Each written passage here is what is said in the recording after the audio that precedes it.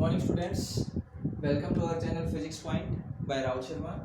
Today we will discuss from class 12th Physics Unit 1 Chapter 2, that is electric potential. The first thing is what is electric potential. So let us study about electric potential.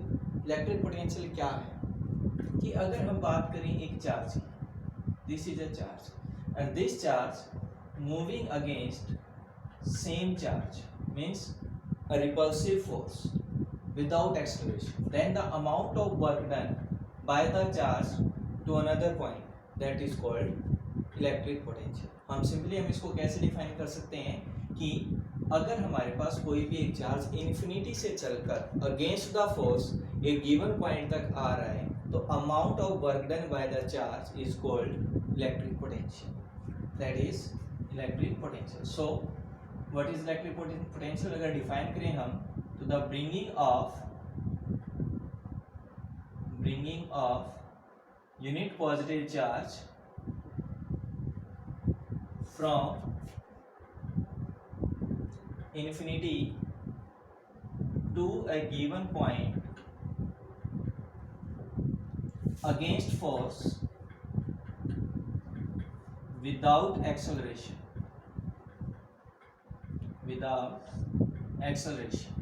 is called electrostatic potential or we can say that electric potential. Therefore अगर हम इसको diagrammatically समझें तो that is a charge q, positive charge, and at infinity there is another unit positive charge and unit positive charge means plus 1 coulomb. Okay students, and take a point P from the charge q at a distance r. Now if the charge traveling from infinity, अगर charge आपका infinity से इस point तक आ रहे हैं तो against the force work done कर रहे हैं, that is called electric potential.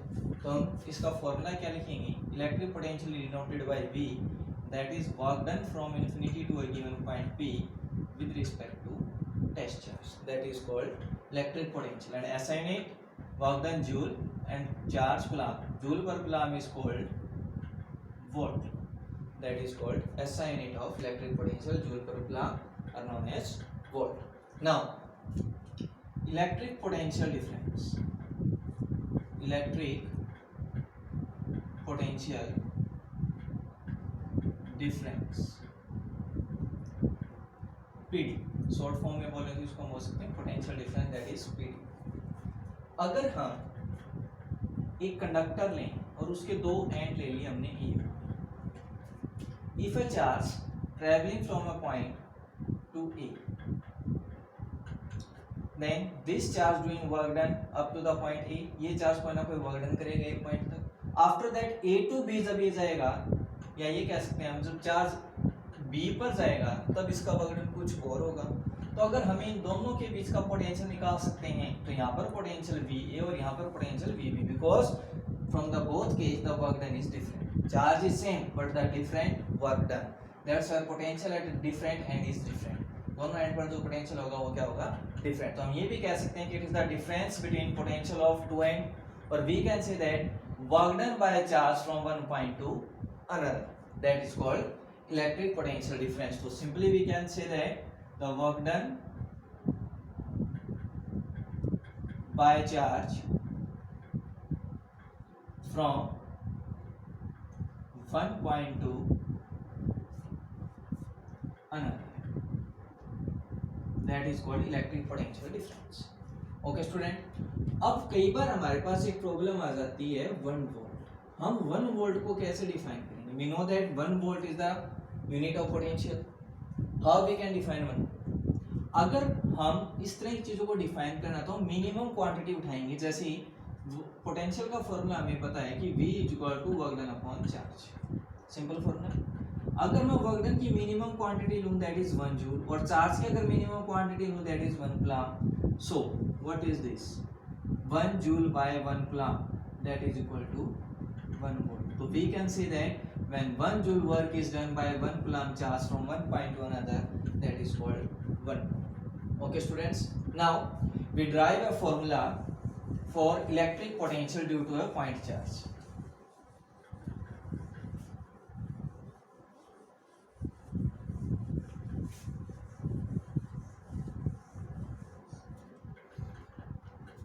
Electric potential due to a point charge, or we can say that expression for electric potential due to a point charge. Take a charge q at any position, and p is the point from the charge at distance r where we have to find electric potential, and charge q naught, that is unit positive charge at infinity.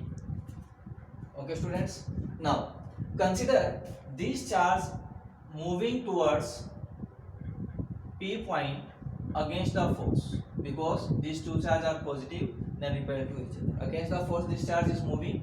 Then अगर हम ये charge को move करा रहे हैं against the force, हमने एक इसकी फिक्स पोजीशन कर दी, दैट इज ए, हमने मान लिया कि चार्ज हमारा मूव करके ए पॉइंट तक आ चुका है, और ए पॉइंट की जो डिस्टेंस है from charge Q that is X. If हम माने कि ए टू बी इसने स्मॉल डिस्टेंस और ट्रेवल किया है, और ए टू बी का जो स्मॉल डिस्प्लेसमेंट है that is dx. A to B इसने जो डिस्टेंस ट्रेवल किया that is dx. Now we know that potential is equals to work done upon charge, that is equation number 1, and work done is equals to force into displacement, that is dx.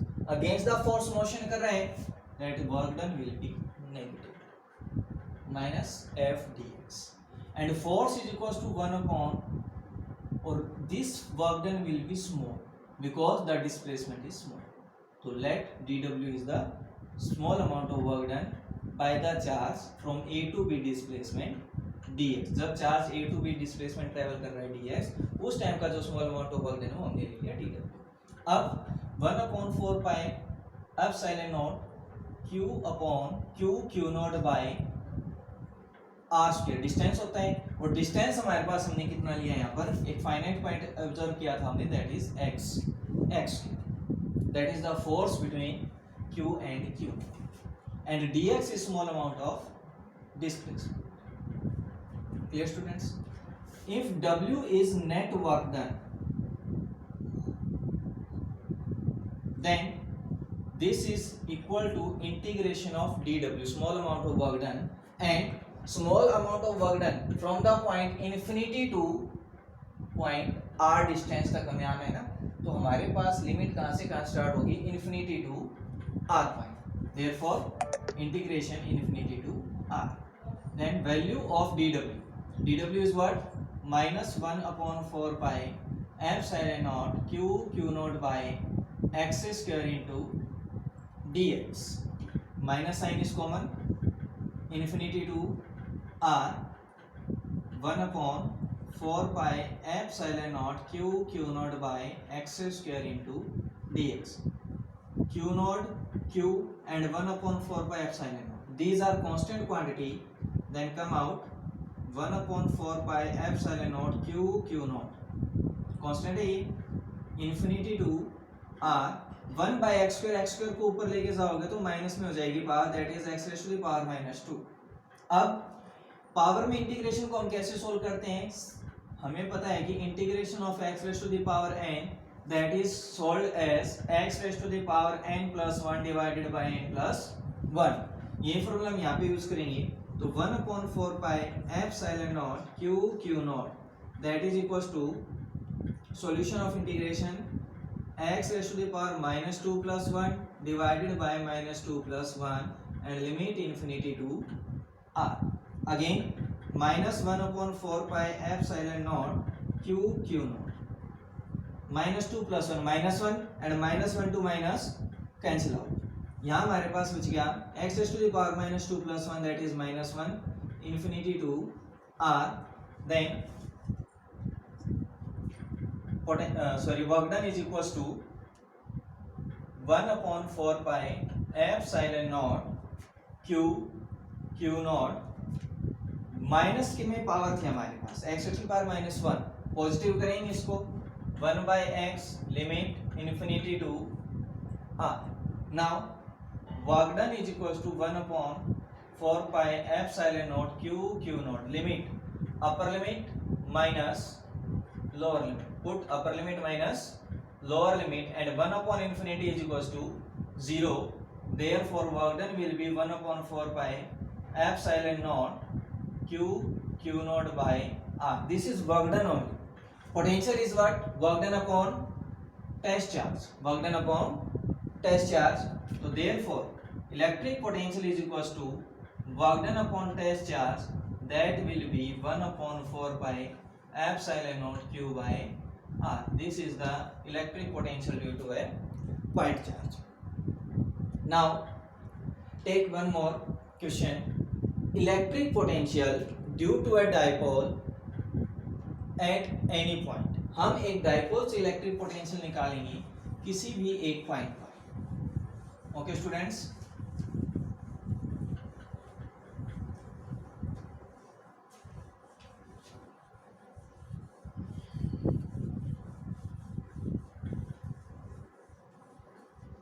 अब आपको जो काम करना है वो ये है कि हमें अब इलेक्ट्रिक पोटेंशियल निकालना है ड्यू टू ए डाइपोल. मैं आज आपको उसका डिस्क्रिप्शन दे देता हूँ. पहले आपको खुद से ट्राई करना है. After that in next video you will get the answer of this question. Okay students, electric potential due to a dipole at any point. This is our next topic.